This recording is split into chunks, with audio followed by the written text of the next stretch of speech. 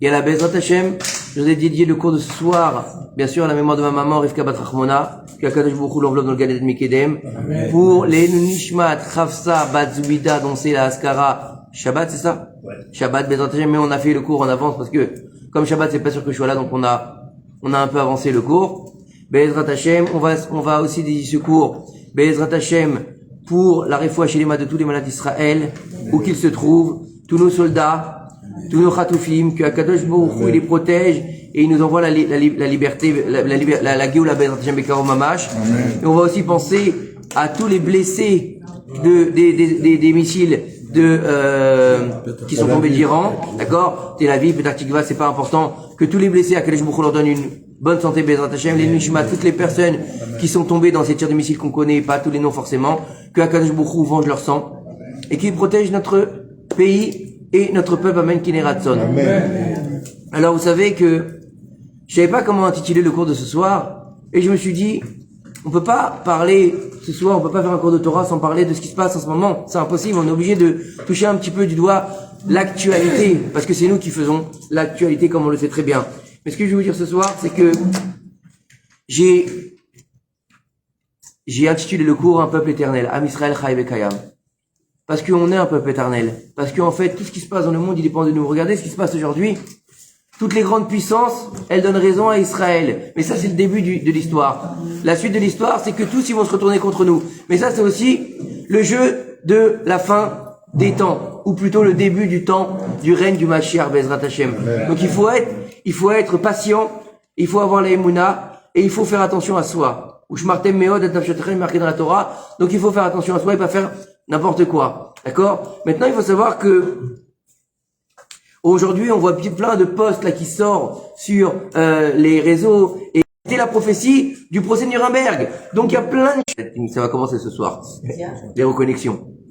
Et aussi, on sait que à la fin de la Megillah est marquée au mois de Sivan, le 3e du mois, d'accord? Là-bas, ce sera une grande fête pour les Juifs. Et on a lu dans la paracha de Balotra ce Shabbat. Et quand un ennemi vous attaquera et vous ferez sonner les trompettes, il y a marqué Tzorer. Tzorer, c'est comme ça, c'est comme Aman Aracha. Ça vient d'où? Ça vient d'Iran.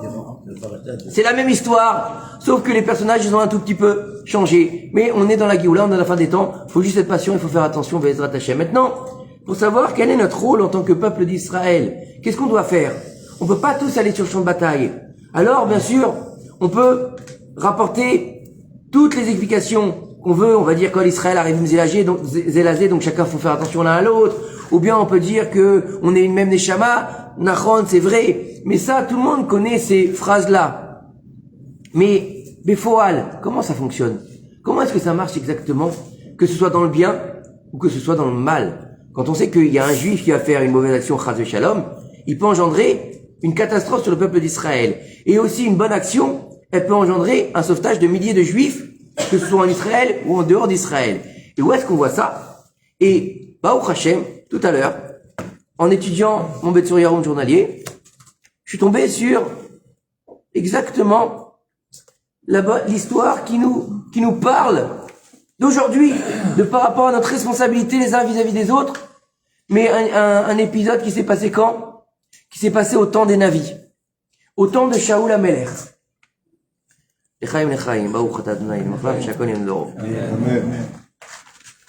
C'est dans Shmuel. Là-bas, c'est un... Vous imaginez, aujourd'hui, on va rien donner à manger aux soldats. Allez, vous imaginez, on va dire aux soldats, allez vous battre, mais vous allez rien manger. Ils vont être faibles. C'est dangereux pour eux. C'est même pas pensable, on est d'accord. Il te dit, comment est-ce qu'on peut faire ça? Alors, pourquoi il a fait ça? Shaoul HaMelech? Parce qu'à l'époque de Shaoul HaMelech, on n'est pas dans le même niveau de Emouna. Tous les soldats de Shaoul HaMelech, c'était des tzadikim. Et ils savaient qu'en fait, quand ils allaient se battre, c'est pas eux qui se battaient. C'est Akadosh Baruch Hu. Donc, qu'est-ce qu'ils vont faire, eux? Ils vont se mettre entre les mains d'Akadosh Baruch Hu. D'accord? Et donc, par ce mérite-là, ils vont gagner la guerre. Donc, le fait de jeûner les dérange pas. Ils jeûnent comme pour implorer la miséricorde divine sur eux. Il nous dit qu'à cette époque-là, le peuple d'Israël n'avait même pas d'armes sophistiquées pour se battre. Imaginez. D'accord? Il nous dit ici, alors avec quoi ils sont sortis se battre? Avec quoi? Ouais, avec des frondes, ouais. Il nous dit ici que ils sont sortis avec des outils pour jardiner. Hein, genre une pioche, une pelle, un râteau. ça fait mal. Ça fait mal, mais bon, c'est pas trop contre une épée, c'est un peu limite quand même. Hein. Alors écoutez bien. D'accord? Ils avaient pas grand-chose. Chacun, il avait amené ce qu'il avait dans son jardin, on va dire. Imaginez le truc, l'autre il a amené sa plante. Je sais pas. Bref. En tout cas, de l'autre côté, chez les Philistins, c'était une armée entraînée, une armée immense, et des gens qui étaient armés. Et bien que ce soit comme ça, d'accord, le peuple d'Israël a eu une force, une siyata d'Ishmaïa exceptionnelle. À Kadosh Baruch Hu, il leur a donné dans les mains tous les Pélishtim, tous les Philistins. Écoutez bien ce qu'il nous dit ici le Rav, que les Bnei Israël, donc l'armée de Shaoul, a même pas eu à se battre. Il y a eu un vent de folie qui est rentré dans le camp des Philistins, et les Philistins ont commencé à se battre les uns avec les autres, entre eux. Vous imaginez, ils sont devenus Abel, en gros. D'accord? Maintenant, il faut savoir que celui qui était à la tête de l'armée de Shaoul, c'était Jonathan, son fils. Jonathan, son fils, c'était le meilleur ami de David Améler. Vous connaissez la chanson, non? David et Jonathan. Non? Et donc, quand il était là-bas, il a eu très faim. D'accord? Et lui, Jonathan, ne savait pas que son père, il avait demandé à tout le monde de jurer de ne pas manger jusqu'à la fin de la guerre. Imaginez quand même, c'est pas simplement faire un petit jeûne, c'est-à-dire que tu vas pas manger jusqu'à que ça se finisse. Imaginez, Chas v'Shalom, aujourd'hui, on va dire aux Israéliens, écoutez, à partir d'aujourd'hui, vous ne mangez pas jusqu'à qu'on en ait fini avec l'Iran. Les pauvres. Hein, qu'est-ce qui Erev Tov, qu'est-ce qu'on va faire les pauvres? Ça va être trop dur. D'accord? Il savait pas. Qu'est-ce qu'il a fait? Écoutez bien. Il était avec son cheval dans la montagne, et là-bas, il a avancé. Et qu'est-ce qu'il a vu? Il a vu là-bas qu'il y avait une ruche avec du miel qui sortait. Du miel bien frais comme ça. Et qu'est-ce qu'il a fait? Pour se donner un peu de force, il a goûté un peu de miel. Maintenant, c'est pas un repas, on est d'accord. Il a goûté un peu de miel, et là, il a commencé à aller mieux. Tout d'un coup, écoutez bien ce que nous dit le Rav ici. Tout d'un coup, c'est de votre famille, Magali Atayesh, tu et tout? C'est qui? Ma fille. Ah, c'est ta fille, bah, bienvenue, sa fille, c'est la première fois que je la vois. D'habitude, tu vois Jérémy, là, il est pas là, Jérémy. Jérémy, il est pas là, mais il y a sa fille, il y a sa femme, et ben, bienvenue sa femme. Et ben, c'est pas normal. Alors, écoute bien ce qu'il nous dit ici.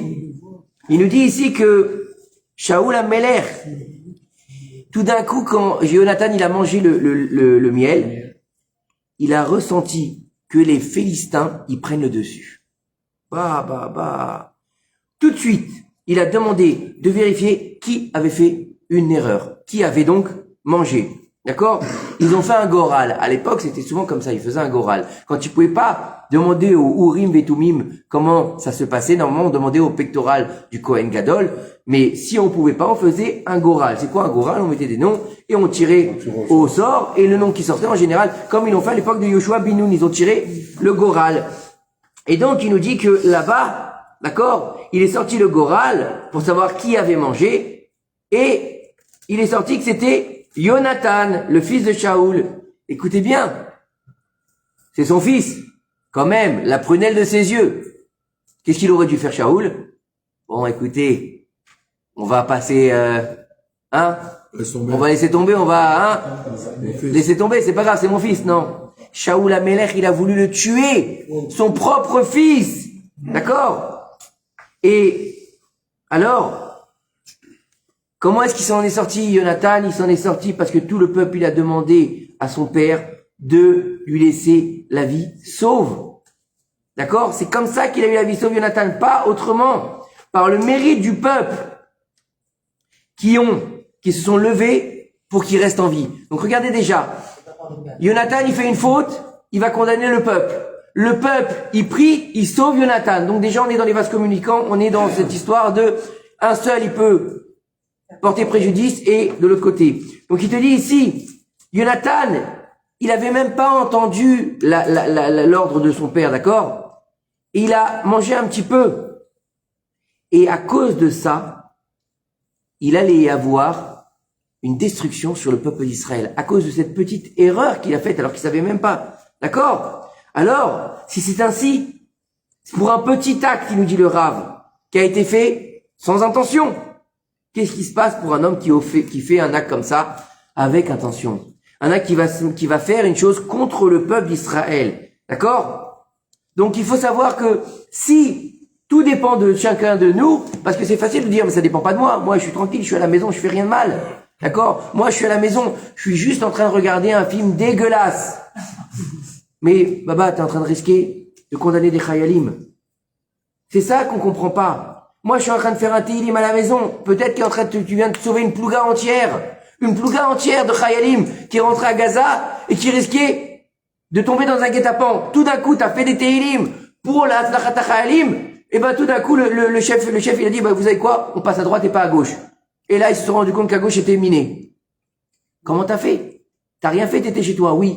Parce que tous nos actes, ils ont une répercussion à des niveaux qu'on peut même pas comprendre. Et donc, il faut savoir que, maintenant, tu peux pas dire, ça me concerne pas. Donc, il faut avoir peur de la faute. Il faut faire attention à pas fauter. Pas seulement pour toi, pour le peuple aussi. D'accord? Pour pas que ton peuple, il ait à à s'attrister sur son sort.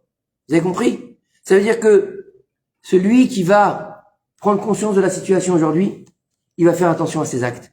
Il va faire attention à ses gestes. Il va faire attention à ses paroles. Il va faire attention à ses pensées. Pourquoi? Parce que tout parle. Ah bah le voilà, il est là, il est arrivé. Salut Jérémy Baoukhaba. Vous avez vu, non, la femme et le mari. Grâce à Dieu, on peut continuer le cours. Et on a Eliette, alors ça va. Là, il y a les noms qui se mélangent. Baruch Hashem. Un beau petit garçon, Bekarov Mamash et Jérémy Bedran Hashem. Alors écoutez, on continue. Donc ça veut dire que, quelque part aujourd'hui, on peut plus dire, je savais pas. On peut plus dire, j'étais pas au courant. On peut plus dire, en quoi ça me regarde. C'est vrai qu'on n'est pas sur le champ de bataille, mais vous savez, comme j'aime à le répéter, dans la Torah, il y avait marqué, Elef Lamaté, Elef Lamaté. Marqué comme ça dans la Torah. Lorsqu'ils ont décidé de monter une armée, ils ont dit 1000 par tribu, 1000 par tribu. Alors écoutez, vous savez que la Torah, c'est pas Émile Zola, hein, qui va rajouter pour dire le coucher du soleil, il va faire 27 phrases. D'accord? On n'est pas là-dedans. On n'est pas dans du Zola ou dans du Shakespeare. On est dans la Torah, c'est une prophétie. Quand la Torah emploie quelque chose, c'est parce qu'il y a quelque chose qui est important derrière. Alors pourquoi est-ce qu'au lieu de dire 1000 par tribu, elle a pas dit 2000? Elle dit 2000, c'est plus simple. Pourquoi tu vas dire 1000 par tribu? Non. Nos sages, ils nous expliquent qu'en fait, ça a toujours marché comme ça. 1000 qui vont au combat et 1000 qui étudient. C'est-à-dire que 1000 ils prient pour ceux qui sont au combat. Parce qu'il faut faire un acte. On peut pas simplement, on n'est plus au niveau de compter comme Cheskiaou Améler. Cheskiaou Améler, lui, avant de se coucher, quand il y avait la guerre, il me semble avec Sisra, d'accord? Il est sorti sur la terrasse, là, il a dit Dieu, tout est entre tes mains, bonne nuit, salut. Et il est parti se coucher. Le lendemain, tout le monde était mort. D'accord? Nous aussi, on fait ça, c'est pas le même niveau. Qui étaient morts, les ennemis? Les ennemis. Yeridat Adorod, donc on va pas compter que sur le miracle. D'accord? Et puis, on va pas compter sur notre sruyot, on sait même pas quel sruyot on a, d'accord? Lui, il savait qu'il en avait. Si on en avait pas. Mais oui, on en a beaucoup. Mais on sait pas à quel niveau. Mais en tout cas, ce qu'il faut faire aujourd'hui, c'est comprendre que on peut pas fermer les yeux devant la situation, que ce soit au niveau de Gaza, que ce soit de l'Iran, que ce soit de ce qui se passe en Europe aussi, parce que c'est vrai que, alors ils viennent pas au combat pour l'instant contre nous, mais regardez l'Espagne. Tous les jours elle condamne. Tous les jours elle condamne. L'ONU, elle a fait une résolution contre Israël. Oui ou non? D'accord? La France, mais comment ça se fait qu'ils ont arrêté un bateau? Mais dis-moi, il y a des lois. T'as pas le droit de rentrer dans des eaux territoriales sans autorisation. Oh, mais les pauvres quoi?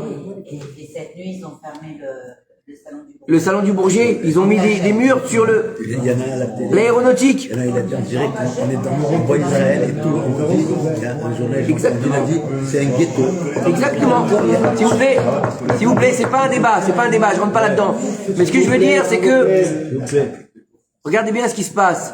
Même si aujourd'hui, on a des alliés, nos sages nous disent que, à la fin écoutez, ça nous concerne la fin des temps. Israël sera seul contre tous. 70 loups contre la brebis. C'est exactement ce qu'on est en train de vivre aujourd'hui. Donc, Pas encore. le seul endroit le plus sûr aujourd'hui pour les Juifs de toute la terre, c'est Eretz Israël. Et c'est vrai que c'est très triste ce qui se passe. C'est horrible ce qui s'est passé à Bat Yam, à Petah Tikva, à Tel Aviv. C'est terrifiant. C'est terrible. Écoutez-moi parce que ça résonne. Ça résonne. C'est terrifiant.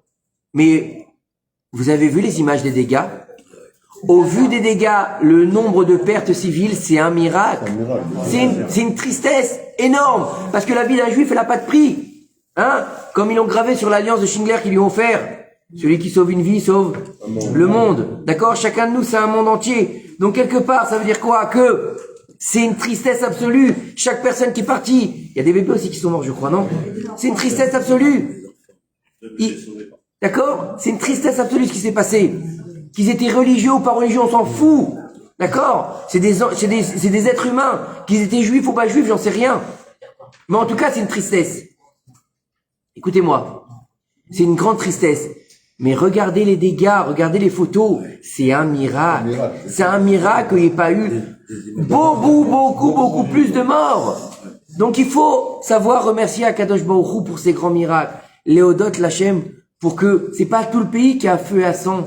Vous imaginez, avec leur puissance de feu qu'ils ont envoyé, mais ils auraient dû, la dernière fois, les 400 missiles qu'ils ont envoyés en même temps, ça aurait été à feu à sang, quand il y a eu la réplique, comment ça s'appelle, la réponse, là, qu'ils ont envoyé, sans drone armé de missiles.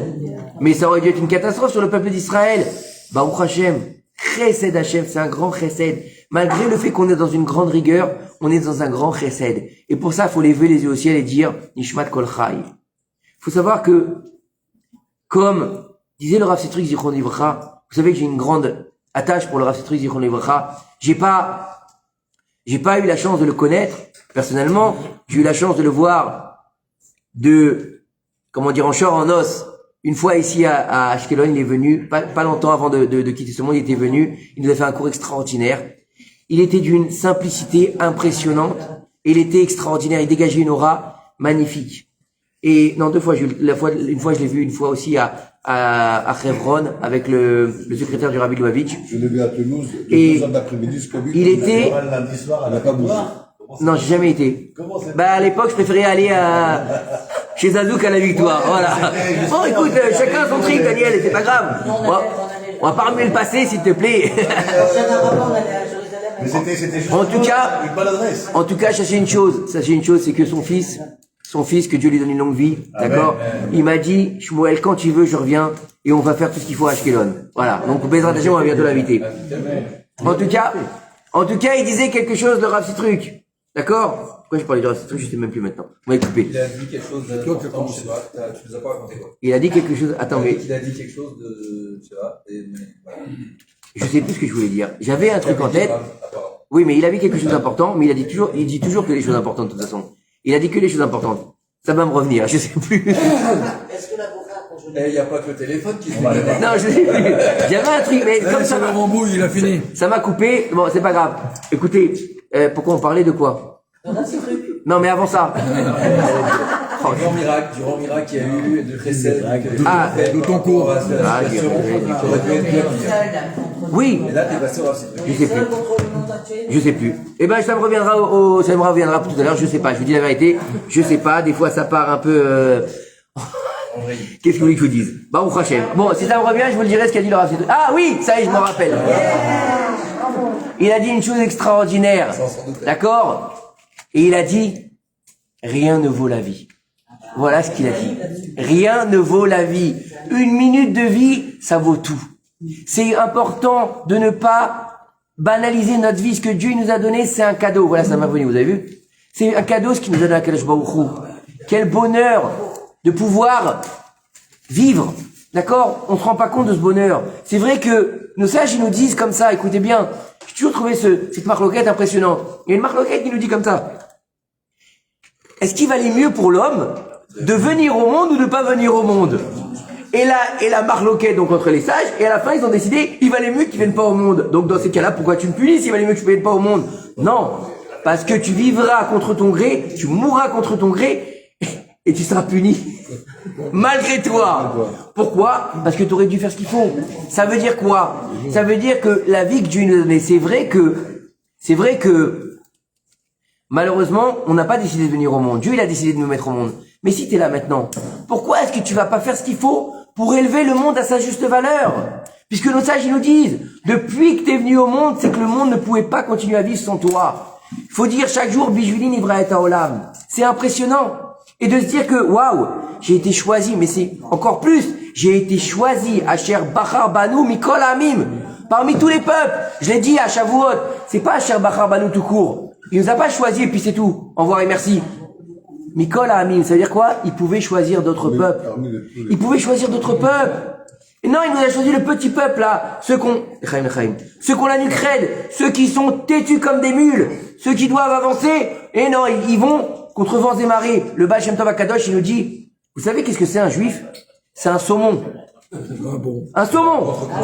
Pourquoi c'est un saumon? Chut, s'il vous plaît, ça résonne. Pourquoi c'est un saumon? Pas un thon, non, pas un thon, il n'y a pas des thons chez nous. D'accord? Pourquoi pas un maquereau, une raie, je sais pas moi? Parce que le thon, c'est le seul poisson qui va à contre-courant. Il a une tête dure ce thon là, ce saumon là, il va à contre-courant. C'est incroyable. Le Baal Shem Tov HaKadosh, il dit ça. D'accord? On est toujours à contre-courant. Mais c'est ce qui fait notre force, c'est ce qui ça résonne énormément. Et c'est ce qui nous garde en vie. On a toujours été, et le Rastri qui disait ça aussi, il disait, le Soviet suprême, le Soviet suprême, donc on parle à l'époque de l'URSS, il disait, il m'est interdit de croire en Dieu, mais si je devais y croire, la preuve que Dieu existe, c'est le peuple d'Israël. Parce que malgré toute l'adversité qu'il a eue depuis la nuit des temps, il est toujours debout. Le Soviet suprême, il disait ça, un goy qui disait ça. Vous imaginez? Et nous, qu'est-ce qu'on dit? Je vais aller voir Netflix. Mais réveille-toi, Baba. Non, pas le thon, Jérémy, pas le thon, le saumon. C'est bon, le saumon. Bon, le thon aussi, c'est bon. Alors, maintenant, on va continuer. Donc, comprenons par là que il est de notre devoir de s'éveiller à la Teshuvah. Et la Teshuvah, comme j'aime à le rappeler tout le temps, c'est pas du jour au lendemain de devenir un grand rabbin dans une yeshiva ou une rabbinite avec Kissouy Roche, les mains jusqu'au par terre, et je suis dans le placard, personne me voit. C'est pas ça. La Teshuvah, c'est quoi? C'est commencer à faire un tzad vers Akadosh Baruch Hu. Un pas. Un petit pas vers Akadosh Baruch Hu. Rien d'autre. On dit que toi, tu vas faire le pas de l'ouverture du chat d'une aiguille, et lui, il va t'ouvrir comme des portes immenses où vont passer des chariots pleins. C'est ça la Teshuvah. C'est ça la Teshuvah. Non, les gens, ils s'imaginent la Teshuvah, c'est quoi? C'est du jour au lendemain, tu vas devenir Baba Salé, tu vas devenir le Rav Kadouri. Alvaï qu'on arrive à leur niveau. C'est même pas ça la Teshuvah. La Teshuvah, c'est quoi? Fais un pas vers Akadosh Baruch Hu. Un petit pas. Un petit truc. En plus, c'est quoi? Ben écoute, moi le matin, je mettais les tefilines en 5 minutes. Ben maintenant, mets-les en 6 minutes. Je faisais que Shema Israël. Ben maintenant, fais Shema Israël et la Mida. Mais alors, c'est tout, ça suffit? Oui, ça suffit pour le moment. Moi, je fumais 20 clopes le Shabbat. Fume-en 19. Ça suffit. Ça suffit. Mais mec, je rigole pas ce que je vous dis. Je rigole pas. Faut pas se lever sur tout le monde et dire, ouais, celui-là fait comme ça, celui-là fait comme ça, et pourquoi tu veux? Faut arrêter. On n'est plus en mesure de dire ça à nos propres enfants. C'est difficile de leur dire, de leur demander d'être Shomer Shabbat, d'être Shomer Kashrut. Hein? Et ils te disent, ah, t'inquiète pas, papa. Et toi, tu dis, tu me prends pour un imbécile ou quoi? Moi aussi, j'ai eu 16 ans, hein. Donc, c'est comme ça. Mais ça va s'arranger, Be'ezrat Hashem. Pourquoi? Parce que le peuple d'Israël, il a une neshama théora. Il a une neshama pure. Et on vient tous de cette source qui s'appelle la Teshuvah. Mais on doit faire Teshuvah. Et la Teshuvah, c'est quoi? De dire, tiens Dieu, tu sais quoi? Je me rappelle de toi. Je t'ai pas oublié. C'est ça la Teshuvah. C'est quoi la Teshuvah? C'est dire maintenant, j'ai pas oublié que j'ai un Dieu. Au lieu de dire c'est Trump qui va me sauver. C'est les nations du monde, ça résonne, mesdames. C'est les nations du monde qui vont me sauver, non. C'est Akadosh Baruch Hu qui va te sauver. En od milvado. Oui. Parce que si c'est Trump serait l'envoyé sur terre de la volonté d'Hachem, de toute façon. Benjamin, on est tous des pantins. On est tous des envoyés d'Hachem. Mais non, oui, c'est possible qu'il fasse partie du film. C'est possible qu'il fasse partie du film. Mais c'est pas lui le Mashiach. Le Mashiach, c'est qui? J'en sais rien. Je sais pas qui c'est Mashiach. Je peux pas vous le dire. Et quand est-ce qu'il va venir? J'en sais Même si lui disait qu'il était, Faut qu'il le prouve. Faut qu'il le prouve. c'est qu'il l'est pas. Faut qu'il le prouve. C'est qu'il l'est pas. Il le sait. Il le sait, faut qu'il le prouve. Le Mashiach, il va faire des guerres. Le Mashiach, il va reconstruire le temple. Le Mashiach, il va faire Kriyat donc c'est un process, le Mashiach. D'accord? Mais avant d'arriver au Mashiach, faut déjà faire sa Géoula personnelle. Et ça, c'est encore un autre histoire. En tout cas, on continue le cours Bezat Hashem. Donc, je pense que c'est clair ce qui est écrit dans le livre. Vous avez vu, je l'ai pas cherché, l'arrivée. Donc, ça veut bien dire ce que ça veut dire, c'est un message clair, net et précis pour nous aujourd'hui. On doit vraiment prendre conscience de notre rôle en tant que Am Israël. C'est pas un débat Bevakasha, ni politique. En tout cas, on va continuer le cours et on va parler d'un sujet qui m'a un peu parlé tout à l'heure. J'ai regardé ça ce matin en diagonale. Et c'est vrai que dans la paracha Balotra, on a à un moment donné une histoire un peu rocambolesque. À la fin de la paracha, on va avoir deux hommes qui vont commencer à prophétiser. Eldad ou Medad. Et si je vous demande qui c'est Eldad ou Medad, vous allez me dire, il y a plein de personnages dans la Torah, en général les personnages secondaires, on sait pas trop qui c'est. C'est vrai qu'on connaît les guest stars. Je vous dis Abraham, vous dites, oh, Yitzhak, oh, Yaakov, oh, Moshe. Tout le monde connaît Moshe. Je suis là. Aaron, ouais, Moshe il est là. Aaron, tu vois, donc je t'ai dit, donc détends-toi, Déborah. Aaron, on le connaît. D'accord? Yosef, qui c'est qui a pas entendu parler de Yosef? Tout le monde. Mais je vous dis Eldad ou Medad, vous allez dire, on les a entendus dans la paracha. D'accord? Mais s'il n'y avait pas eu la paracha, je vous dis, on est dans Bereshit, je vous parle d'Eldad ou Medad, vous allez dire, c'est qui cela? D'accord? Pour beaucoup de gens, ils savent même pas qui c'est. Eldad ou Medad, faut savoir que ce sont deux hommes, ok, qui représentent un niveau assez particulier.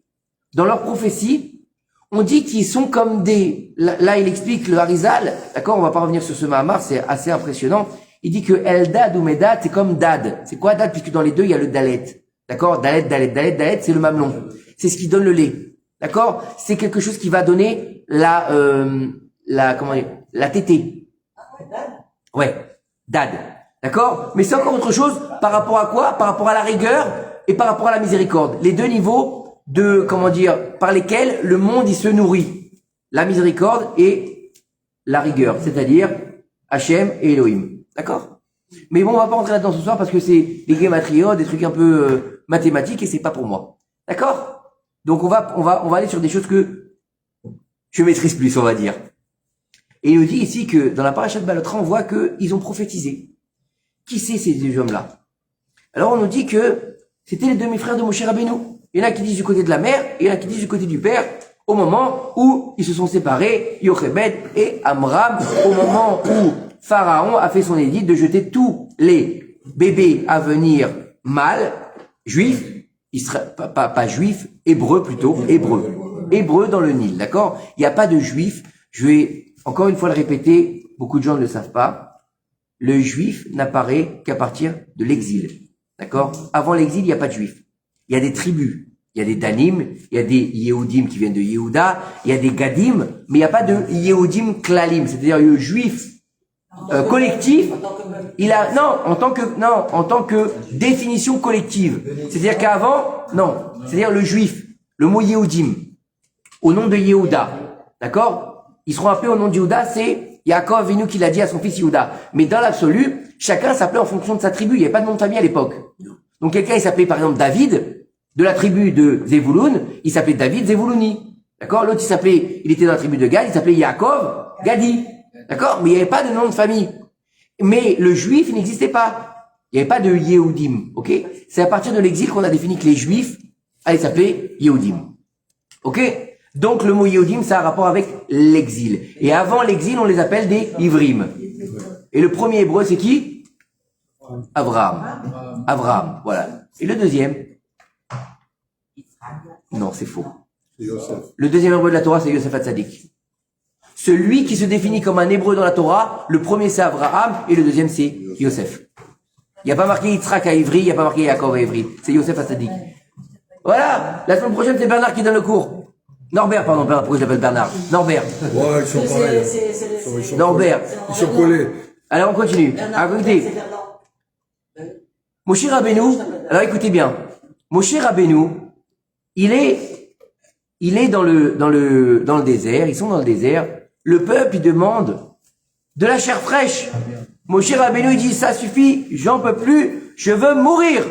J'en ai marre, c'est trop dur, c'est un fardeau trop lourd, c'est des malades, j'en ai marre de m'occuper d'eux.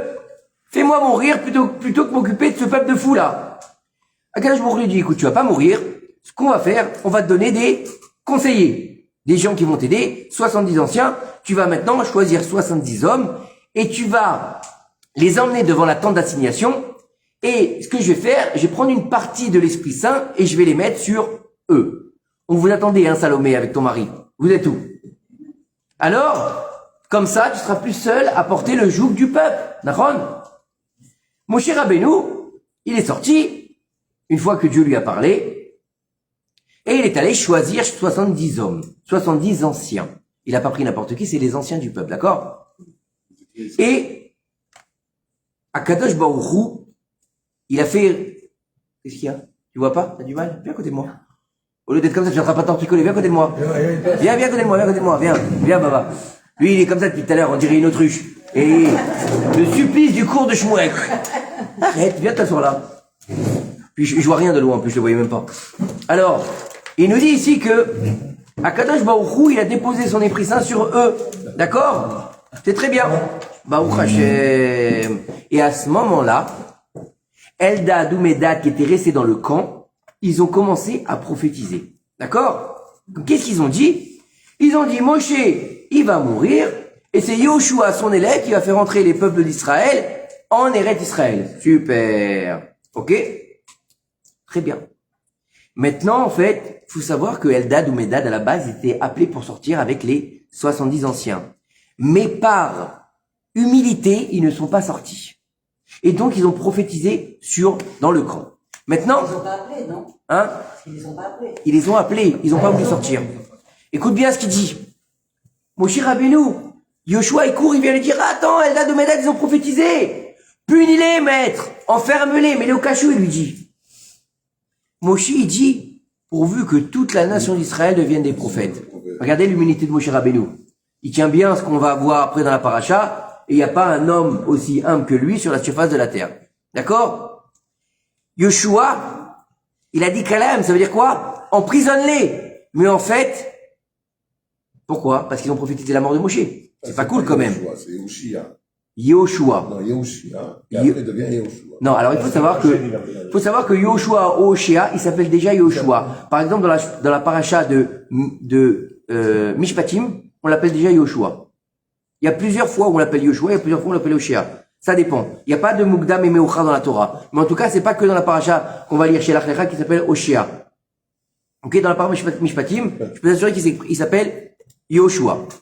Rashi nous dit non, il n'a pas demandé à les emprisonner, donc les mettre en prison, il a dit, Moshe, prie pour qu'ils meurent ceux-là. Prie pour qu'ils meurent.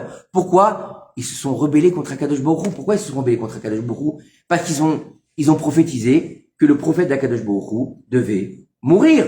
Ils ont, quelque part, souhaité la mort de Moshe Rabbeinu. D'accord? Donc, Yoshua, il a vu, en fait, que c'était une rébellion contre Moshe.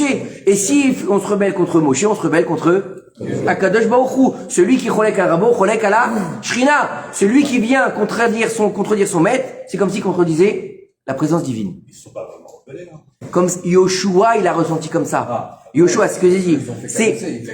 C'est le Rambam qui nous dit ça. Le Ramban, excusez-moi, Rabbi Moshe ben Nachmanil. C'est pas moi. D'accord? Le Ramban, il nous dit que Yoshua, il a trouvé que c'était une rébellion. Alors on va continuer. C'est très intéressant ce qu'il rapporte dans ce livre. Ce Torah Chaim, c'est un livre extraordinaire. Ce Rav, je le connais pas. Le Rav Shlomo,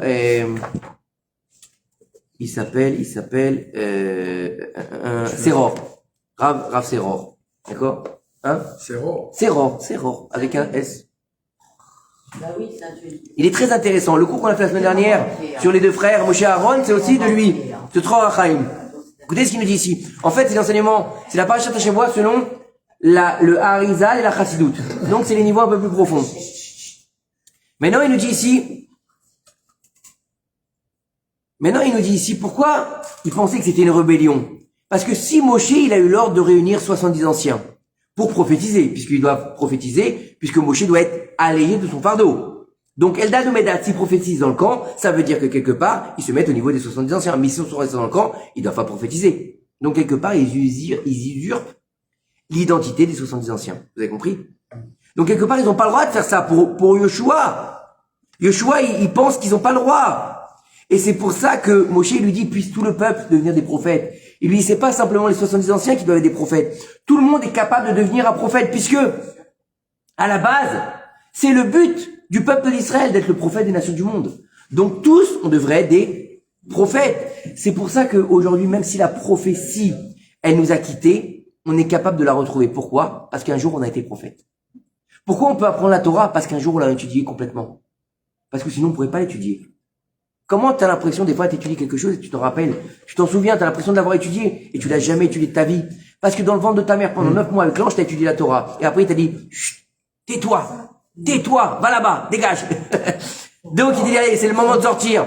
Ah oui, je voulais aussi dédier le cours de ce soir pour, on a fait que les Rifouach et les Ma et que les Rasra et que les gens qui sont partis, malheureusement. On a une bonne nouvelle quand même pour l'accouchement de Maggie à Boulker et la naissance de son petit garçon Amen Kileratson. Voilà, que Kadosh Baruch Hu lui donne une bonne santé et qu'il puisse le faire rentrer dans l'alliance d'Abraham Avinu, Beito ou Bezmano, Amen Kileratson. Maintenant, il se pose une question. C'est comment est-ce que Eldad ou Medad, ils ont mérité de recevoir l'esprit prophétique sans passer par Moshe Rabbeinu. Si Dieu, il a dit à Moshe, sors, choisis 70 anciens, mets-les devant moi, et je vais leur donner l'inspiration prophétique. Donc ça veut dire qu'il faut que ça passe par Moshe. Quelque part, Moshe le conduit de cette transmission. Mais Eldad ou Medad, ils sont pas sortis, donc quelle transmission ils vont avoir? Comment ils ont fait? Alors il nous dit une histoire extraordinaire ici.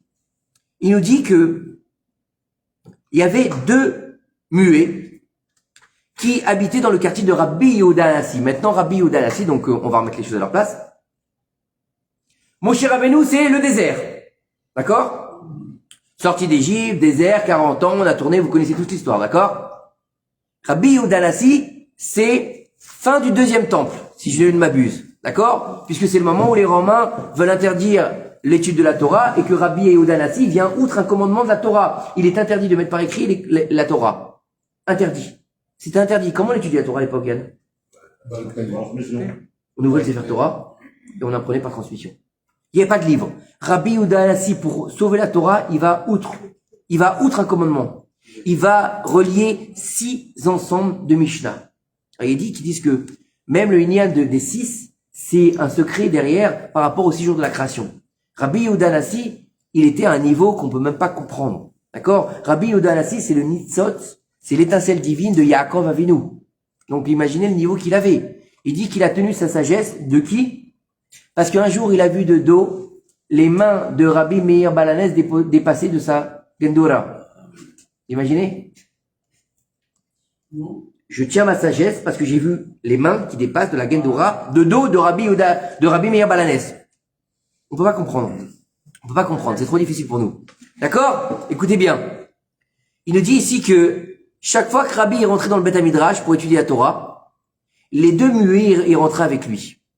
Ils inclinaient la tête devant le Rav et ils bougeaient les lèvres pour indiquer qu'ils comprenaient les enseignements de Rabbi Yehuda Hanassi. Maintenant, ils sont muets. Donc ils bougent les lèvres, mais il n'y a aucun son qui sort, d'accord? Maintenant, Rabbi, il a vu que ces 2 muets, ils sont là. Et ils donnent un effort extraordinaire. Attends, ils bougent leurs lèvres alors qu'ils sont muets. C'est une Messirut Nefesh quelque part. Rabbi Yehuda Hanassi a prié. Il a dit, mais Boré Olam, j'implore ta miséricorde pour ces 2-là, ils retrouvent là l'usage de la parole. Extraordinaire. Ils furent guéris. Et ils ont commencé à parler. Maintenant, quand ils ont commencé à parler, il était clair qu'ils connaissaient la Mishnah, le Talmud et tout le Midrash. Des érudits en Torah extraordinaires. Maintenant, écoutez bien. Rabbi Menachem Azaria de Pano, le Rama de Pano, qui a écrit un livre extraordinaire, Shara Gilgulim, c'était, son maître, c'est Rabbi Israël Saroug, élève de, à votre avis, qui est-ce qui a écrit Shara Gilgulim? Le Harizal.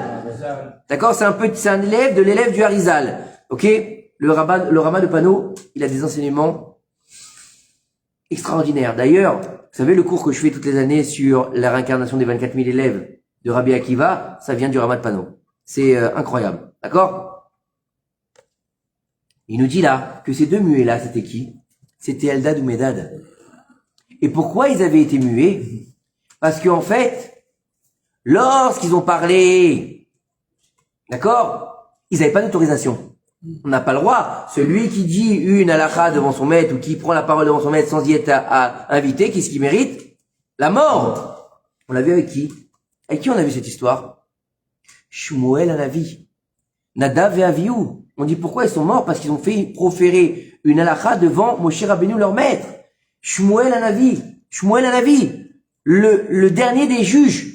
D'accord? Aïli. Le Kohen Gadol. Il a demandé à ce qu'il meure. Ce qu'il meure. Et c'est pour ça que Frana lui a dit, c'est pour cet enfant que j'ai prié. Et pas pour un autre. Et elle lui a sauvé la vie. Parce qu'il a dit une halakha devant Eli, Kohen Gadol. C'est pas simple. C'est pas, faut faire attention. On prend les choses à la légère aujourd'hui en 2025 de l'ère vulgaire. C'est pas grave. Eh ben alors, il a dit quelque chose devant son maître. C'est son maître. Tais-toi. Baisse la tête. Un peu d'humilité. De respect. Combien de gens, parce que un maître, il leur convient plus, ils vont le rabaisser. Non, tu veux plus étudier avec ce rave parce que le niveau te convient plus, parce que la pensée te convient plus. T'as le droit. Mais fais les choses proprement. Fais les choses proprement. Quand tu le vois, t'es rabais, Otto. Quand tu le vois, va pas les basotes, Otto. C'est pas parce que t'as fait tchouva et t'as commencé avec un rave, demain tu as un peu évolué. Ah, celui-là, non. Tu peux ne plus adhérer à ses enseignements. C'est humain. Quand tu évolues, c'est humain, c'est normal. Tu peux pas étudier la Torah comme quand tu fais tes shuvas, t'es d'accord? Au début, t'es au niveau Aleph, t'arrives au niveau Taf, c'est pas la même Torah. Donc forcément, le discours de quelqu'un qui fait tchouva à un balai tchouva, il n'est pas le même niveau que quelqu'un qui a étudié après pendant 10 ans, on est d'accord? Mais c'est pas une raison pour lui faire la honte. Ou pour dire, toi, tu m'apportes plus rien. Non, au contraire. L'embrasser. Le remercier. Toujours avoir cet akaratatov envers lui. Ne jamais oublier que grâce à lui, t'as fait tes shuvas. Et que si t'en es là aujourd'hui, c'est grâce à lui. Et moi, justement, je vais donner, même s'il regarde pas, c'est pas grave, une grande akaratatov pour Rabbi Nissim Haddad. Rabbi Nissim Haddad, que Dieu lui donne une longue vie, j'ai une très grande akaratatov pour lui, parce que c'est grâce à lui que j'ai fait tes shuvas. Et jamais je l'oublierai.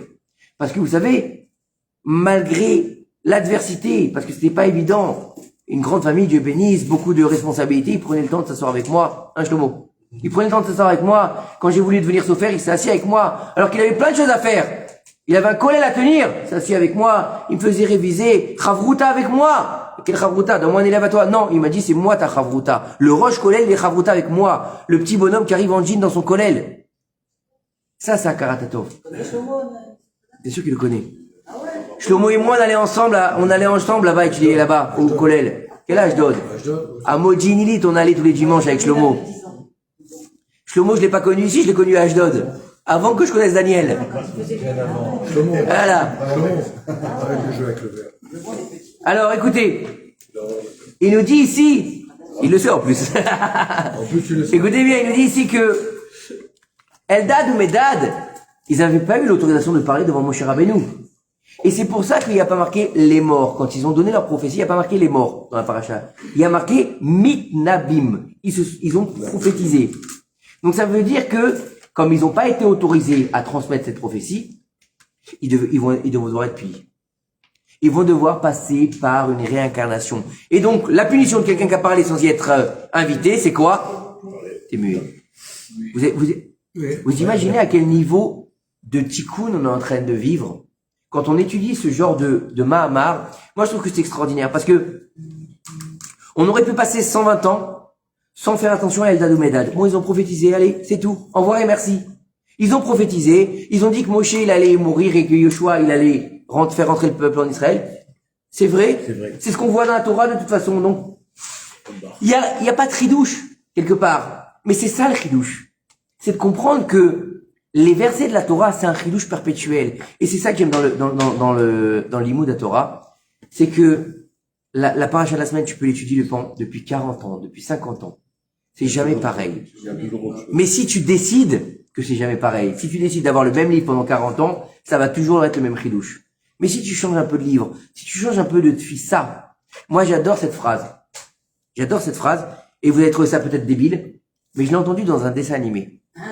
C'est, ouais, non, tu t'assures, bah, chacun ses références, écoutez. Écoutez bien. Non. Il y a, dans l'histoire, il y a un petit garçon qui doit faire un concours. Et dans ce concours-là, d'accord, c'est un concours scientifique, donc il doit faire une invention qui révolutionne le monde. Et il va faire des croquis, il va faire des choses, et il n'arrive pas. Chaque chose qu'il fait, ça marche pas. Et à un moment donné, son grand frère, il le voit, il est comme ça, il est et son grand frère, il rentre dans la chambre, il lui dit, il le prend, et donc il est sur la chaise comme ça, il le prend, et il le tourne sur la chaise comme ça, jusqu'à que son visage, il soit à l'envers comme ça, retourné comme ça. Et il lui dit, change ta façon de regarder les choses. Et là, tout d'un coup, clac, il a l'idée. Et c'est exactement ça. Changeons notre façon de regarder la Torah. Si tu la regardes toujours avec les mêmes yeux, tu auras jamais de chidouche. La Torah, c'est un chidouche perpétuel. Comment est-ce qu'on arrive à la névoie? Bah, en se renouvelant, en fait. Comme le soleil. Exactement. Et comme la lune aussi. Et la lune. Ouais. Qui se renouvelle chaque mois. Donc en fait, ils vont être réincarnés en muets, d'accord? Et ils ont été guéris grâce à la prière de Rabbi Odanassi qui a vu que c'était des neshamas spéciales. Alors maintenant, il y a une question qui se pose. Comment est-ce que ça se fait qu'ils ont prophétisé s'ils n'avaient pas le droit? Oui, exactement, Jérémie. On voit que tu as tous les mêmes classiques que moi. D'accord? Quand Hachem, il a dit, rapporte-moi. Quoi, je reconnais pas Jérémie? Non, il connaît Jérémie, il connaît des animés.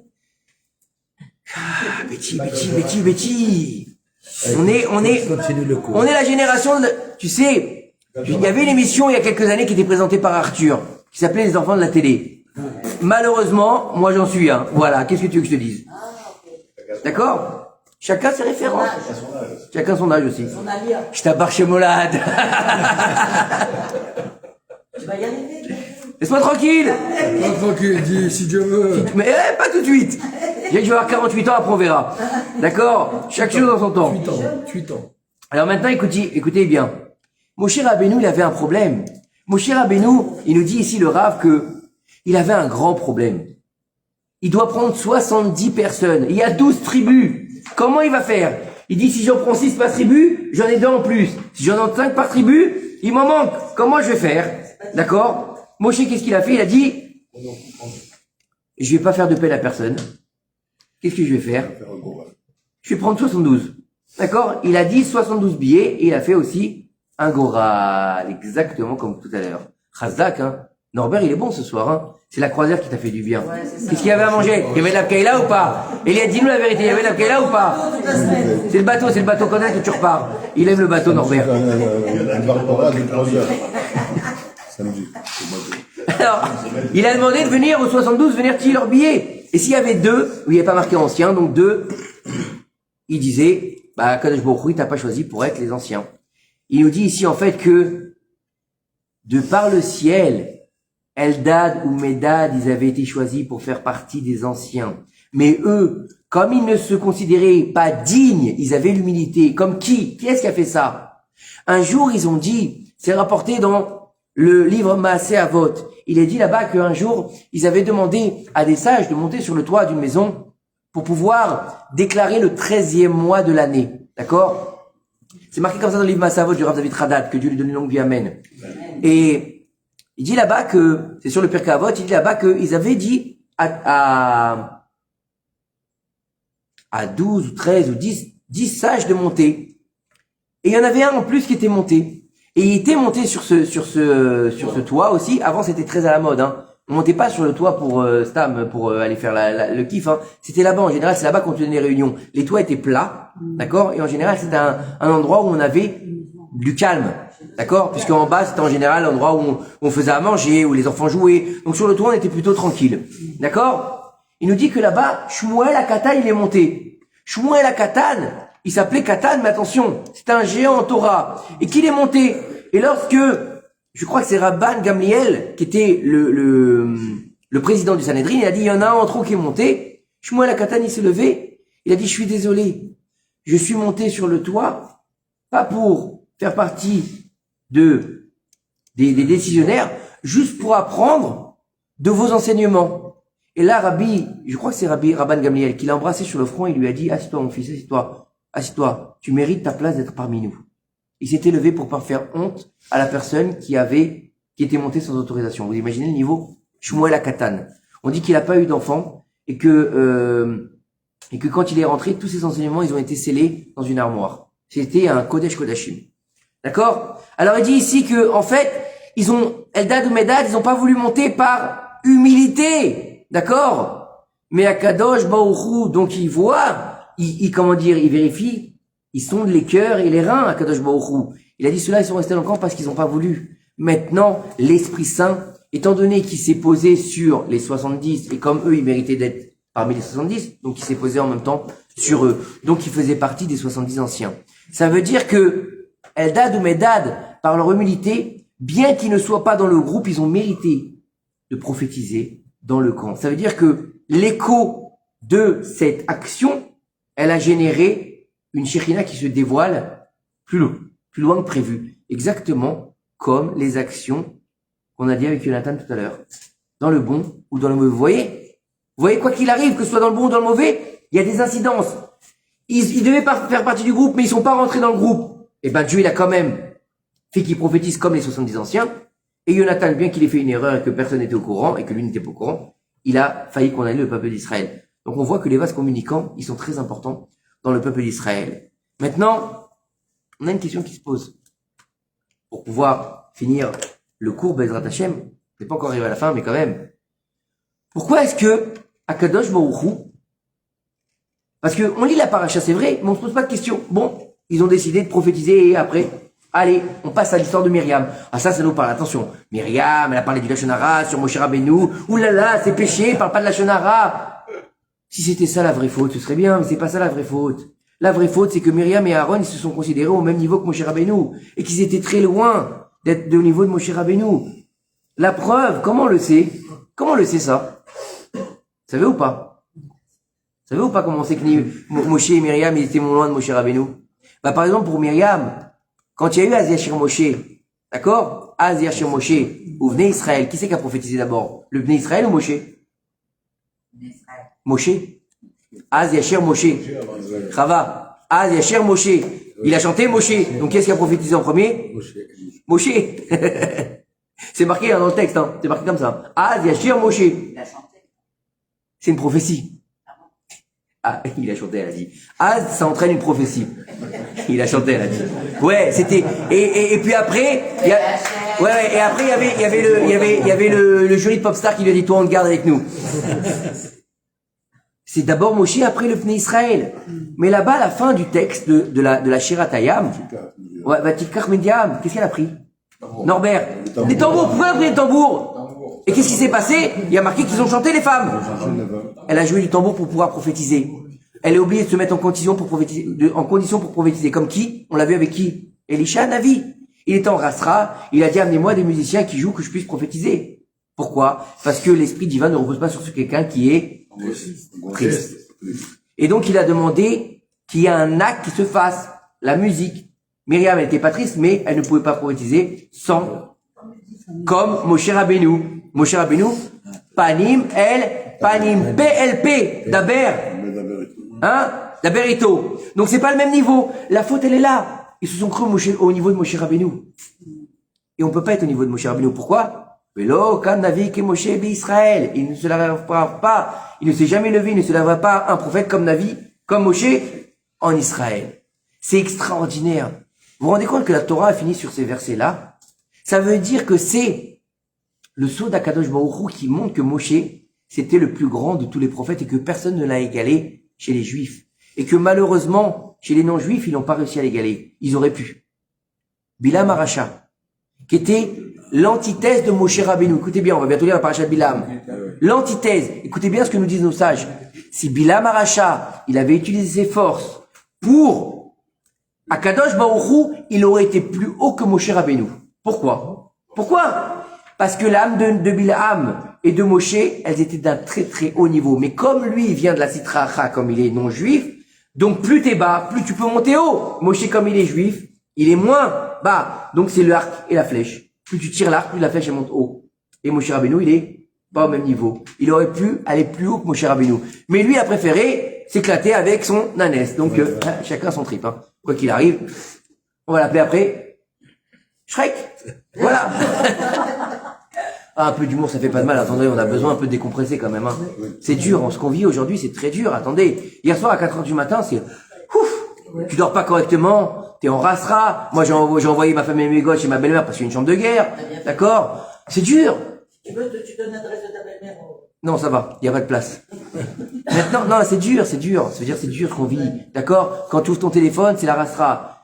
Il y a eu 3 morts, 2 morts, un bébé. Il cherche des, voilà. Shabbat, il est venu, Jonathan, que Dieu lui donne une longue vie. C'est un tzaddik, c'est Jonathan. 5h du matin, il a envoyé à l'Aude. 5h du matin, il est policier, il a envoyé à l'Aude. Pourquoi? Parce que là-bas, il y a des problèmes avec les Arabes. Pour pouvoir faire la protection là-bas. Et après, il m'a dit, il est venu. Écoutez bien, 5h du matin, toute la journée, il est arrivé pour Mincha. Au lieu de monter chez lui, il aurait pu monter chez lui, se reposer. Depuis 5h du matin, il est là-bas. Il est venu directement à Mincha. Et il m'a dit, maintenant, on va à la Bat-Yam. Je lui ai dit, vous allez faire quoi, Bat-Yam? Il m'a dit, on va s'occuper de chercher les gens qui sont disparus. Il a 25 ans. Il a 25 ans. C'est pas un tzaddik, celui-là? Bien sûr que c'est un tzaddik. Maintenant, écoutez bien. On finit avec Eldad ou Medad. Eldad ou Medad. Il nous dit ici dans le Avodat Israël. D'accord? Il nous dit que Moshe, Moshe, il a vu que Yoshua Binu ne s'est pas réjoui. Yoshua, et qui lui a dit, puis une idée. D'accord? Mais, celui qui était le plus à même d'être content de cette prophétie, c'est qui normalement? C'est Yoshua. Il va mourir, tu vas prendre sa place, pas content, dis-moi, je vais devenir le boss. Dis-moi, on te dit que le boss, il va quitter sa place, tu vas devenir le boss, t'es pas content? Non, je suis pas content. Moshe, en fait, quand il a vu ça, il a vu l'humilité de Yoshua Binoun. C'est-à-dire que tout ici est sur l'humilité, en fait. D'accord? Mais en fait, il a eu peur, Moshe Rabbeinu. Il a dit, si celui-là, par humilité, il va se rabaisser. Demain, on va envoyer les explorateurs dans la paracha de la semaine prochaine de Shelach Lecha. Il va être influencé. Et donc, il l'a appelé Yoshua. Pour pas qu'il soit influencé, on va lui mettre le Yud de Yud Kevavke.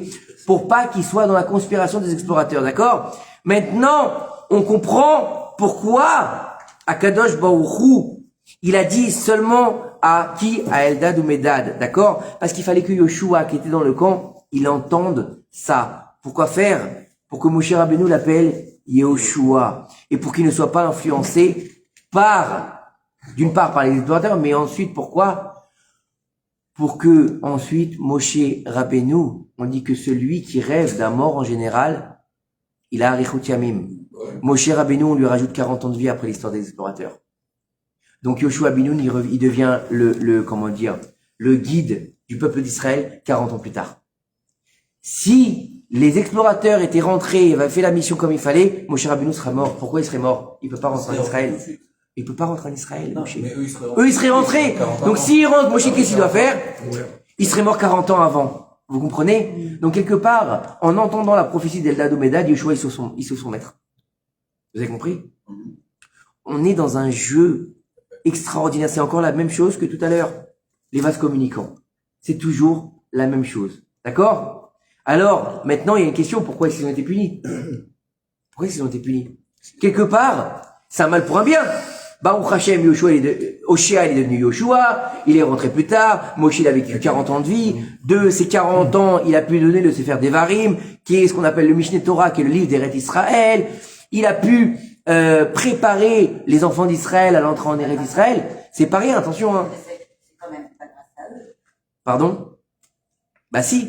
Parce que s'ils n'avaient pas fait de la Shonara, ils seraient rentrés directement. Donc quelque part si. Il y a une incidence. En tout cas, il faut savoir en fait que dans la Mishnah, Aftalion, maître de Hillel et Shammai, il va nous dire quelque chose d'extraordinaire. Il va dire, sage, Talmidei Chachamim, faites attention aux paroles que vous sortez de votre bouche, car vous pourrez être passible d'exil. Et faites attention à ce que vous dites parce que vos disciples y boivent vos paroles et que le nom du ciel ne soit pas profané. Shemaya et Aftalion, c'était les maîtres de Hillel et Shammai. d'accord, des convertis, qui est à un niveau exceptionnel. Il dit sage, faites attention aux paroles. Il n'a pas dit Bnei Israël, il a dit aux érudits. Ça veut dire que quoi? Ça veut dire qu'il s'adresse à une partie de la populace bien définie, d'accord? Il dit ici que au Talmidei Chachamim de faire attention à ce qu'ils enseignent, parce que les hérétiques ils viennent pas corrompre le peuple. Si tu vas enseigner des choses comme on a vu qui avec dans le Pirkei Avot aussi, les Sadducéens et les Baïtucéens qui ont compris que le salaire c'était pas les Olam Abba, que c'était les Olam Hazé. Ils ont compris qu'il n'y avait pas de salaire. Servir à Kadosh Baruch Hu sans salaire, ça veut dire quoi? Depuis quand un employé il peut travailler sans salaire? Ils ont compris que c'était ici. Ils ont créé des sectes. D'accord? Des sectes. Il nous dit ici, il faut faire attention pour pas qu'il y ait d'erreur de compréhension. D'accord? Pour pas que demain ça devienne justement de l'hérésie. Et s'il y a malheureusement, s'il y a une profanation du ciel, qu'est-ce qui se passe? Ça s'appelle un Chilul Hashem. Un Chilul Hashem, c'est très grave. Un Chilul Hashem, c'est pas simplement de faire une chose dehors, c'est aussi donner un mauvais enseignement. D'accord? Et pourquoi justement aux sages? D'accord? Parce que la profanation du Dieu, du nom de Dieu, elle est justement dans les enseignements. Imaginez un rave qui va dire n'importe quoi à ses élèves. Imaginez ses élèves, il boit ses paroles comme de l'eau de source. Et lui, il va raconter n'importe quoi. Il va utiliser la Torah pour son kavod. Ou il va utiliser la Torah pour ses fins. Les élèves après, ils vont aller donner ces enseignements. Et ces enseignements vont être distribués. Ça va nous faire que des réformistes. Voilà ce que ça va faire. Et les réformistes qui font quoi? La mort de la Torah, chas v'shalom. D'accord? Ça veut dire que faut faire attention à ce que on transmet. Donc, Eldad ou Medad, bien que ils ont fait partie, ils n'ont pas fait partie, ils n'ont pas voulu par humilité pour pas embarrasser les deux autres qui n'étaient pas partis, ils se sont mis de côté, ils sont pas rentrés, d'accord? Quelque part, ils ont induit Yoshua Binoun en erreur, puisqu'ils devaient faire partir des 70 anciens et ils ont pas fait partie, ils ont fait penser à Yoshua qu'en fait, c'était pas des prophètes. Donc, étant donné qu'ils ont prophétisé sans être des prophètes, Yoshua, ça c'est une vidéo dans Facebook à mon avis. D'accord? Donc il a pensé Yoshua qu'en fait la prophétie elle vient pas d'Akadosh Baruch Hu. Vous avez compris? Donc si Yoshua il est soupçonné de pas être des prophètes d'Akadosh Baruch Hu, donc c'est un Chilul Hashem. Ah oui, parce que soit tu travailles Dieu, soit tu travailles le Yetzer Hara. Vous avez compris? Ça veut dire que en prophétisant, en faisant preuve d'une humilité qui est pas à sa place, Eldad ou Medad, ils ont fait un Chilul Hashem. Vous avez compris? Ça veut dire que ce soit par inadvertance ou sciemment, faut faire attention à ce que tu fais. Donc, étant donné qu'il y a une faute qui a été faite, ils vont devoir avoir une réparation à faire. Vous avez compris ou pas? Maintenant, ça veut dire que Akadosh Baruch Hu, il va réincarner ces deux justes en quoi? En muet, qui apprenait la Torah de Rabbi. Qui c'était Rabbi? C'était le chef. Le chef, ça veut dire que c'est le Moshe Rabbeinu de son époque. D'accord? Étant donné qu'ils ont profané le nom de Dieu, ils doivent maintenant réparer le nom de Dieu. D'accord? Et étant donné qu'ils étaient muets et qu'ils étudiaient la Torah, donc, c'est la Torah, l'Ishma ou pas? Oui. T'es muet. Et il te dit, tout celui qui étudie la Torah dans un but désintéressé, t'es muet, tu peux même pas la transmettre. Donc c'est un but totalement désintéressé. C'est un arbre de vie pour tous ceux qui le saisissent. Ça veut dire quoi? Ça veut dire que cette Torah, ça devient un élixir de vie. C'est une réparation. Vous avez compris? Maintenant, une fois que Rabbi, il a vu ça, il a compris qu'ils étaient en train de faire la réparation. Pourquoi priver le monde de cette Torah? Si cette Torah a été réparée, elle devient, au lieu d'être un poison, elle devient un élixir de vie, donc il faut qu'elle sorte. Il faut qu'elle devienne autre chose qu'une réparation. Il faut qu'elle devienne un élixir de vie. Donc il a prié pour qu'il révèle au monde toute la Torah qu'il connaissait. Vous avez compris? Donc ça veut dire que, étant donné que, en tant que muets, leur Torah, elle était pure ou pas? Oui. Elle était au nom du ciel. Elle était l'Ishma. Donc quand ils vont parler, elle va être au nom du ciel. Vous avez compris? Ça veut dire que, maintenant il y a la réparation. C'est pas des prophètes. C'est des vrais prophètes. Ce qu'ils ont fait à la base, ils l'ont refait une deuxième fois. Ce qu'ils ont dit, c'était l'Ishma. Donc, ce qu'ils vont dire après, c'est l'Ishma. Donc, ils réitèrent leur action, mais dans la bonne réparation et dans la bonne conscience, correctement. Ça veut dire que maintenant qu'ils ont fait la réparation, d'accord, ils vont pouvoir sanctifier le nom divin comme ils auraient dû le faire à l'époque de Yeshua. Parce que si ils n'avaient pas fait preuve d'une humilité trop, ils seraient rentrés avec les 72, les 70 anciens, ils auraient pu prophétiser, donc on aurait dit c'est normal, ils prophétisent, c'est les 70 anciens. Yoshua Binoun, il aurait dit, bah écoute, Moshe leur a donné la prophétie, Dieu du moins plutôt leur a donné la prophétie par l'intermédiaire de Moshe Rabbeinu. Donc ceux-là, c'est des vrais prophètes. Donc c'est un Kiddush Hashem. Donc s'il y a un Kiddush. Non, il a dit parce qu'à la base il y avait 72 justement. Oui, il a dit plutôt. Quand même, je suis fatigué, mais il a dit, on a dit 72 et il y avait 2 blancs tout à l'heure. Je me rappelle de ce que j'ai dit quand même. Et je remets le replay. Pour le replay sur M6, non, je plaisante. En tout cas, ce qu'il faut comprendre, c'est que Eldad ou Medad, d'accord? Eldad ou Medad qui étaient des tzadikim, involontairement, ils ont profané le nom de Dieu. Donc ils vont devoir arriver à un niveau où ils vont devoir réparer le nom de Dieu, même involontairement. C'est-à-dire que un muet, il peut pas étudier la Torah. Qu'est-ce qu'il va étudier? Il peut pas parler, il n'y a rien qui sort. Mais quand même, il est pas tour. Donc c'est-à-dire qu'ils vont se mettre devant qui? Devant de Rabbi Yehuda Anassi. Comment dire? L'endroit, la personne vers qui ils se mettent aussi, c'est super important. Ça veut dire quoi? Ça veut dire que Akadosh Baruch Hu, il a plusieurs façons de réparer le monde. Vous savez que depuis la nuit des temps, depuis les 6 jours de la création, depuis la faute originelle, on est là pour réparer. Et chacun de nous, il a une réparation à faire. Quelle réparation? On ne sait pas vraiment dans l'absolu, on ne sait pas. On ne sait pas vraiment dans l'absolu. Mais écoutez, en tout cas, quand Dieu nous tend un bras, faut lui tendre les mains. On ne sait pas où est-ce qu'on est, on ne sait pas par où on passe. On passe des fois par des chemins incroyables. On se dit, mais c'est pas normal. Qu'est-ce que je fais là? Pourquoi est-ce que je vis cette situation? Pourquoi est-ce que je suis dans cette galère? Pourquoi est-ce que je passe ça? On ne sait pas que c'est Akadosh Baruch Hu qui a décidé de nous faire passer par là pour atteindre un but. Des fois, des gens, ils souffrent terriblement. Des fois, ils sont dans des situations terribles. On a des hommes, d'accord, qui ont été d'une grandeur absolue. Rabbi Akiva, l'exemple de Torah absolue. Pendant 40 ans, c'est un Amaharet, le type. C'est un type qui n'est qu'un berger, qui déteste les rabbins. Ça devient Rabbi Akiva, mais comment tu peux comprendre ça? 40 ans, vous imaginez 40 ans, c'est une vie quand même. 40 ans, l'homme qui est pas encore rabbin, il dit, je déteste les rabbins. Il devient le plus grand des rabbins. Oui ou non? Rabbi Akiva. D'accord? Shemaya et Aftalion, les maîtres de Hillel et Shammai, ce sont des noms juifs. Un jour, ils se sont levés, je veux devenir juif. D'où tu sors, toi? D'où tu sors? Qu'est-ce que c'est que cette histoire? Des grands. Tiens, encore, jeudi, je crois que j'ai vu ça. Dans le bureau du Rav Tutu. Un type qui était protestant et qui était au LFI. Il est devenu juif. Et il était dans le bureau du Rav Tutu. LFI, vous imaginez quand même, faut tomber bien bas, quand même, Il s'est converti. C'est quoi ce délire? D'où il sort?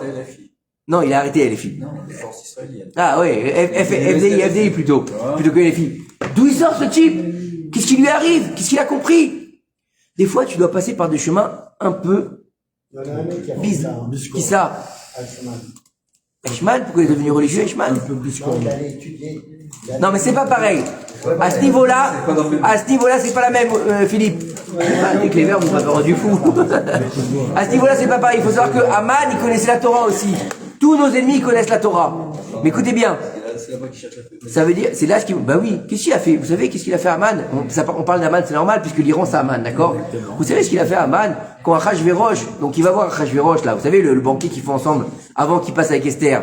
Il lui dit, il y a un peuple, s'ils sont bizarres, ils font n'importe quoi, ils sont dispersés dans ton royaume, ils ont pas les mêmes us et coutumes que nous, d'accord? Ils te servent à rien. Tu sais quoi, regarde, Achashverosh, copain, toi et moi, je te donne 10 000 mesures d'argent. Et tu me laisses les tuer. Achashverosh lui dit, tu sais, à la limite, ceux-là, ils me saoulent déjà, tue-les.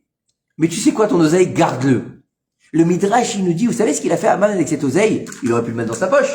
Dire, bah tiens, il en veut pas, on va aller s'acheter une villa à Ibiza ou bien une belle voiture. Le Midrash, il dit, il a pris ces kikars d'argent, il a été distribué aux enfants dans les synagogues. Tzedaka, il a fait. Il a dit, priez pour moi pour que je réussisse. Priez pour moi. C'est toi, d'oseille. T'es un malade? Non, il est pas malade, il comprend tout. Nebuchadnezzar, Daniel, il lui a dit, tu veux la réussite? Donne la tzedaka. Daniel, il sera puni. Il sera tué par qui? Par Haman. Attar. Ça, j'ai dit ce que c'est. Il y en a qui disent que c'est Memouchan, que c'est Daniel. Et il y en a qui disent que c'est Attar. Il y a plusieurs niveaux. Mais vous vous rendez compte que Ça fait comme quoi, dans tous les niveaux qu'on peut trouver, on doit passer par des chemins terribles des fois. Des chemins où on se dit, mais on est très loin d'Akadosh Baruch Hu. Mais on a une mission. Pourquoi? Parce qu'Asher Bachar Banu Mikol Ha'amim, il nous a choisis. C'est vrai. Comment ça se fait? T'es né dans le Luberon, d'accord? Ou à Chartres. Vous connaissez Chartres? Vous connaissez Chartres? Sur ma vie, Chartres, c'est terrifiant. Chartres, à l'époque où j'étais au Beaux-Arts au Mans, souvent je passais par Chartres pour rentrer à la maison. Et mes amis, donc, qui étaient non-juifs, ils me disaient, Chartres, c'est l'endroit où il y a le plus grand taux de suicide en France. Pourquoi? C'est tellement plat que Ah, il n'y a rien à faire. il y a rien à faire là-bas, d'accord? Chartres, c'est où il y a la cathédrale, d'accord? Faudrait que la dynamité, c'est là aussi. C'est ça. Il n'y a pas grand-chose à faire à Chartres, d'accord? Mais non, quel rapport avec Orly? Du Mans. Ouais, je passais par Chartres. À côté. Betty, Chartres, à côté d'Orly. Je sais pas. C'est déjà la spiritualité. J'habite à Orly. c'est enregistré. Elle est magnifique celle-là. Chartres, c'est à côté d'Orly. Tu arrêtes un peu. Félice. Non, c'est bon, celle-là elle est dans la boîte, c'est bon, on la garde. Montage, coupé, on la met au réel demain. Quand on a vu Chartres, c'est pas très loin. J'habitais à Orly, effectivement. Non, mais en fait, il est que 24 heures. Pas beau ce que tu fais. Il était aux 24 heures du Mans. J'y étais. Pas du tout, j'ai jamais été aux 24 heures du Mans, mais je les entendais de ma fenêtre. Bref. En tout cas, je voulais vous dire. Pourquoi j'ai parlé de Chartres maintenant? Pourquoi j'ai parlé de Chartres? Il n'avait rien à faire. Ah oui. C'est dans les endroits, tu n'as rien à faire. Les beaux-arts. Non, mais pourquoi j'ai dit ça? Ah oui, Hachem, voilà. Des fois, il t'envoie dans des endroits, le mec, il est né à Chartres. Il est juif. Son père et sa mère, ils sont juifs. D'accord? C'est un juif 100%. Le type de juif, il connaît rien. Il sait qu'il est juif parce que sa grand-mère, quand elle vient chez lui, passer Shabbat. Passer Shabbat, vous avez compris? Elle allume des bougies et après, ils vont manger au McDo. D'accord? Et lui, c'est des juifs rien. On n'est pas sûr qu'il est circoncis. D'accord? Et un jour, Rabbi, tu sais pas comment, il reçoit un prospectus dans sa boîte mail. Faites Taglit en Israël. Ouais, qu'est-ce que c'est Taglit? Ouais, Taglit là. Ouais. Taglit en Israël. Comment ils sont arrivés à ma boîte aux lettres, ma boîte mail? À Chartres, tu sais même pas qu'il est juif, lui il est à peine qu'il est juif. Taglit, bon, il dit tiens, Israël, je suis en vacances, j'ai rien à faire, je vais y aller, c'est gratuit. On y va, quoi qu'il est bien juif celui-là. D'accord? Il va à Taglit, il revient, il a les papillotes, il a la barbe. Il va à Chartres, elle m'a dit vous êtes qui? Il dit je suis votre fils. Tout est sorti celui-là. C'est les chemins que Dieu, des fois, il fait shra, comme ça, pour pouvoir faire tes chouvas. D'accord? Ça arrive comme ça, qu'est-ce que tu veux que je te dise? Moi, s'il y a 20 ans, on m'aurait dit, Shmuel, tu vas donner des cours de Torah, je t'aurais dit, sois gentil. Tais-toi. Non, mais je t'en prie, tais-toi. Arrête de fabuler, dis-moi ce que t'as fumé, et donne-moi un petit peu, je lui aurais dit. D'accord? Franchement, la vérité. Non, mais je vous dis la vérité. Moi, je passais ma vie au Louvre. J'avais rien à faire à la synagogue, c'était Shabbat, les fêtes, on est content. Le samedi, on va prier Mincha et on dit qu'est-ce qu'on fait ce soir? On va au bain ou on va au... C'était comme ça, faut dire la vérité. Et tu dis oui, mais non, des fois tu dis mais qu'est-ce qui tu me fait passer? Tu dis c'est pas possible. C'est pas toi qui veux, c'est Dieu qui veut. C'est pas toi qui décide, c'est un échama. À un moment donné, Dieu va te faire un cadeau. Tends-lui la main, il te tend la main, tends-lui la main. La teshuva, il y a que ça de vrai. La teshuva, c'est ce qu'on doit faire chaque jour. Alors moi, j'aime bien les gens qui disent, ça y est, j'ai fait teshuva, qu'est-ce que tu veux de moi? Pardon? Mais oui, avant, je faisais pas Shabbat. Maintenant, je fais Shabbat, je fais les fêtes, je mange kasher, je me mets de filine à la maison tous les matins. Bolacha! Ça y est, j'ai fini ma teshuva. Bah, écoute, tu sais quoi? Dis tes 3 Ave Maria et rends ton âme au Créateur dans ces cas-là. C'est un bon début. C'est bien, Baruch Hashem. Mais la teshuva, c'est toute ta vie. C'est jusqu'à la fin, jusqu'à 120 ans. Pourquoi tu t'arrêtes là en si bon chemin? La teshuva, c'est pas un temps donné. S'il vous plaît, on finit là-dessus. La teshuva, c'est toute sa vie. Faire teshuva, c'est pas parce que t'as pris la paracha. D'ailleurs, on le voit très bien tous les Shabbats. Ça fait 47 ans qu'on lit tous les, pour moi en tout cas, hein, je parle 47 ans de mon âge, hein, j'ai encore, voilà. On a le même âge que toi. Exactement, Betty, je sais. Donc ça fait que 47 ans que Betty, elle lit la paracha tous les Shabbats. Elle a commencé à quel âge à lire la paracha? On va dire à 3 ans. D'accord? Puisque j'étais déjà à l'école juive depuis que je suis tout petit. D'accord? Oui, j'ai appris j'ai appris très tôt à lire. Je t'explique. Rava, faut que je t'explique quelque chose. D'accord? À 14 ans, j'étais chez Aliar Tzibour. Je lisais la paracha tous les Shabbats après-midi. J'ai baigné là-dedans, tu vois. Moi, je connaissais que l'épisode. Non, et après, j'étais appelé par, voilà, l'appel de la forêt, tu connais. Voilà. Qu'est-ce que tu veux? Voilà, après j'étais le cerf, voilà, j'ai un peu, voilà. C'est un retour quand même. C'est pas. Dieu, il te dit comme ça, la Gemara, elle te dit, où il veut aller l'homme, Dieu le guide. C'est tout. Jour de Yom Kippour, je prie pour aller au Beaux-Arts. Je prie, jour de Yom Kippour, au lieu de prier pour mon pardon, je prie pour aller au Beaux-Arts. Et ben, le lendemain, j'étais accepté au Beaux-Arts. Voilà. Et après, J'ai bien prié. j'ai bien prié. Et après, Dieu bénisse ce que j'ai bouffé comme saleté. Ah. Écoutez, on passe par des chemins, je vous dis, on passe par des chemins boueux des fois. T'étais obligé avant de passer par là. Je pense que c'était plus que nécessaire. Et ben voilà. D'accord? Et je pense que c'était même, bénéfique. Bénéfique pour moi, je parle, hein. Attention, je vous conseille pas d'aller au Beaux-Arts, hein. c'est pas un endroit pour des feuilles. D'accord? Je vous conseille pas d'y aller. En plus, on n'apprend rien là-bas, donc, ce serait dommage. Est-ce que je veux, C'est ça? comment? Pire que ça, c'est Avodazara. Et je pèse mes mots. D'accord? Avec le recul. En tout cas, ce que je veux vous dire, c'est que, faut pas dire, c'est trop tard. Qu'est-ce que tu veux? Pourquoi? Il n'y a plus de temps. Ça y est, je suis arrivé à un âge où c'est plus la peine. Et puis, de toute façon, qu'est-ce qu'il veut faire de ma tfila? Kadosh Baruch Hu, il n'en a pas besoin. Et puis, Dieu, il n'a pas besoin de moi. Et il a des tzadikim. Et il a des grands rabbins. Et il a plein d'avrichim dans les kolélim. Non. Elef la maté, Elef la maté. On ressemble tous à ce qu'on a lu cette semaine. Behalotra et anerot. El moul pene a menorah. La menorah, c'est le symbole du Ham Israël. Vous avez vu sur les armoiries du peuple d'Israël, qu'est-ce qu'il y a là-bas? La menorah et des branches d'olive. Ça s'appelle la résilience du peuple d'Israël. La menorah, il faut l'allumer. D'un côté 3 et de l'autre côté 3. D'un côté ceux qui travaillent, de l'autre côté ceux qui étudient la Torah. Mais on est tous vers un même centre. Akadosh Baruch Hu. Et la branche d'olivier, c'est quoi? La colombe. La colombe, elle est sortie, elle s'est pas arrêtée jusqu'à qu'elle trouve pour Noir, alors que le monde, il était détruit. Même quand tout paraît destruction autour de toi, il y a toujours une lueur de construction.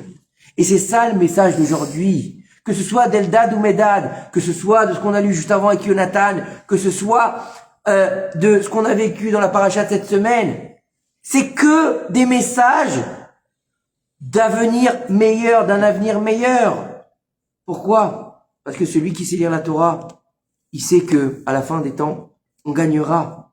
Parce que c'est pas d'aller chercher, c'est facile quand il y a un truc qui se passe, on est inondé de guématriotes, vous avez vu ou pas? Eldad, Medad, truc, machin, l'Iran, Souria, la Megillat Esther. Vous avez pas vu le truc de la Megillat Esther? Le 3e du mois de Sivan, ils se réjouiront les Juifs. C'est très bien ça. Mais pourquoi tu vas chercher loin, Baba? Dans la paracha de cette semaine, il y avait marqué, quand votre ennemi vous agressera et vous sonnerez les trompettes, ou viom simchatrem ou moadechem, ou rachechotchechem, et ce sera pour vous un jour de joie. Dans la Torah, paracha, Sefer Bamidbar, paracha de Behalotra, c'était marqué quand?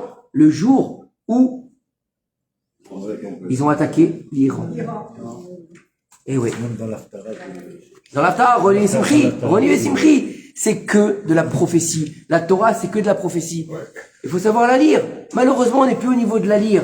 Qu'on essaye au moins de déchiffrer ce qui est écrit. Parce qu'encore une fois, vous savez que depuis un moment, on va finir là-dessus, vous inquiétez pas, je vais vous laisser tranquille. Depuis que le Zohar HaKadosh a été dévoilé au monde, on a le devoir d'étudier la Torah du secret.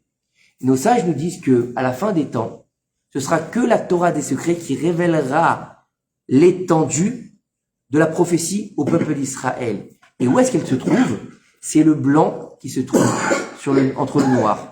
C'est-à-dire qu'un Sefer Torah, comment on s'écrit? C'est un parchemin blanc, on écrit en noir dessus. Et donc, qu'est-ce qu'on va lire? Le noir. Tu vas lire Bereshit, Bara, Elohim, tu lis ce qui est écrit en noir. Ish, qui est, Tamé, la Nefesh, on lit. D'accord? On lit le noir. Arrête de lire le noir.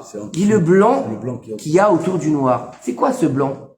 Pourquoi est-ce que quand un Sefer Torah, il est écrit, si deux lettres elles se touchent, c'est pas soul? Parce que tu peux plus lire le blanc sur le noir. Parce que la prophétie, elle s'éteint, elle se ferme. Donc tu es obligé de gratter ou d'enlever la lettre ou de faire ce qu'il faut faire en fonction de la halakha pour révéler la lumière blanche. Vous savez comment ça s'appelle? Oraganous. Ah, elle est bien. Je veux dire Betty, hein. Betty, elle a dit que ça s'appelait Oraganous. Heureusement, Chava, une dernière? Non? Une petite? Non, pas là? D'accord. Elle l'a sur son t-shirt. Voilà, hey Chélie. Maintenant, après Chartres à côté de Créteil, c'est bien. Voilà. Non, Dorly. On relève le niveau. Baruch Hashem. Rien que la Torah, mon En tout cas, tu as bien écouté le cours de samedi quand même. En tout cas, au moins j'ai pas parlé pour rien. En tout cas, Bezrat Hashem, s'il faut comprendre, c'est que Kadosh Baruch Hu, il nous montre la voie à suivre, que on apprenne pour nous-mêmes, on apprenne de nos anciens, on apprenne de nos ancêtres, on apprenne de notre source, comme, s'il vous plaît, je finis. Comme aujourd'hui, l'Elou Nishmat Rafsa Batzubida, Bezrat Hashem, qui a mis au monde Daniel, c'est pas rien quand même, hein. Attendez, Baruch Hashem, hein. C'est grâce à lui que le cours existe, hein. Vous pouvez l'applaudir, hein. Quoi? Elle a pas, je connais pas les autres, excuse-moi, désolé. Baruch Hashem. Oui, mais c'est toi que je connais, donc je parle de ce que je connais, moi, hein. Et là, je suis comme ça, non, comment il dit l'autre, je crois ce que je vois, hein. Celui-là. Voilà, celui-là. Il va te les présenter. Voilà. En tout cas, de faire honneur aux personnes qui nous ont quittés. Vous savez, j'arrête pas de le dire en ce moment. Je l'ai dit jeudi, je l'ai dit samedi. Vous me voyez avec le sourire. Vous me voyez un peu en train de rigoler, m'amuser, donner un cours de Torah. Vous savez, aujourd'hui, on est entre nous, je peux vous le dire. J'avais envie d'une seule chose. C'est de téléphoner à ma mère. Aujourd'hui, j'avais envie de l'appeler. Pourtant, à la fin, elle parlait pas beaucoup puisqu'elle parlait quasiment pas. J'avais envie d'entendre sa voix. J'avais juste envie de l'entendre me dire, ça va mon fils? Faites attention à vous, c'est tout. J'avais juste envie d'entendre ça. Mais il y a ça qui me tient. Il y a que ça qui me tient. Je vous assure, aujourd'hui, il y a que ça qui me tient. Parce que sans ça, ni on peut tenir contre le deuil, ni on peut tenir contre l'adversité, ni on peut tenir contre les problèmes de Shalom Bayit, ni on peut tenir contre les problèmes de Refoua, ni on peut tenir contre les problèmes qu'il y a avec l'Iran, ni on peut tenir contre les médias. Parce que si vous regardez les informations, la vérité, vous avez juste envie d'être dépressif. Toute la journée. Donc il n'y a que ça. Que la 14. Et en plus, il n'y a pas de problème. Que la Donc, 14. c'est pour ça. Que la 14. C'est pour ça que, Ni 12, ni 13. c'est pour ça que, écoutez-moi, et on va finir avec ça. Pour finir, on va dire une chose. Utilisons enfin ce que Dieu il nous a donné pour être un élixir de vie et pas un élixir de mort. Pour que cette Torah, elle soit justement une Torah Traïm, une Torah de vie. Et Traïm ila machazikimba, un arbre de vie. Parce que si Adam Arishon, il avait été patient, écoutez bien le terme que j'emploie, patient, il avait attendu 6 heures. Il aurait d'abord mangé l'arbre de la vie et après l'arbre de la connaissance du bien et du mal, et il aurait fait le tikkun directement. Donc il faut être un petit peu patient. C'est vrai qu'on est au-delà de comprendre ce qui se passe, on ne sait pas ce qui se passe et on n'a pas les cartes en main. Mais un peu de patience nous permettra de voir la vérité très bientôt et de voir la Géoula Shelema. Amen Kineratzon. Baruch Adonai Elohim. Amen ve Amen.